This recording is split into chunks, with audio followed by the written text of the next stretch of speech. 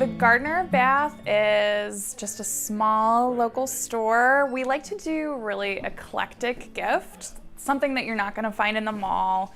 It is a fun place. We're really thoughtful about hand selecting our gifts. So pretty much everything in here has a little bit of a story to it.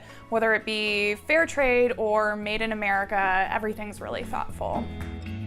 My husband actually started this off as a small gift store on the property of more of a gardening center, hence the name Gardner of Bath. But like most small businesses, you figure out what works and what doesn't, so we're all gift now. We try to get a lot of gifts so you can just totally avoid the mall and the craziness.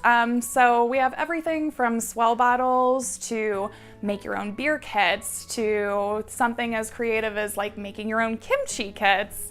There's just a little something for everybody in here. I would say 90% of the time they're coming in for Alex and Ani, which is a brand that we really love. It's made in America out of mostly recycled materials, and each bracelet has a meaning towards it. Whether you want to get something for your best friend for her 40th birthday, or you have someone that's going through a hard time and you want to give her a little encouragement. There's just small, meaningful messages to each of the bracelets.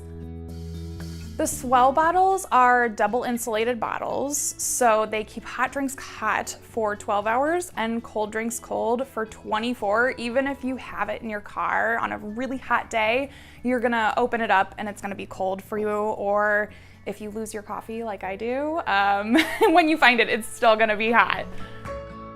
A lot of people know the loci. They're little rubber bracelets with a black and a white bead, but now they've come out with a much more sophisticated line. So these are also something that's made from recycled materials, like recycled water bottles and post-consumer recycled plumbing products. And they just have a more adult look. You see those kids with like rubber bracelets on all the time. This is something that like moms and dads can get into too. The pocket saints are a pretty cool item. They are all handmade in New Mexico, so they may not be what your typical thought of a saint is. They do have the same meanings, but instead of Saint Anne, it will be Santa Ana, and they're traditional New Mexican icons. So it's just something a little different. Again, like a small, really meaningful item for somebody. Bath Township is, it's so beautiful, and there are so many of us out here, but you really have to seek it out. We're like hidden treasures.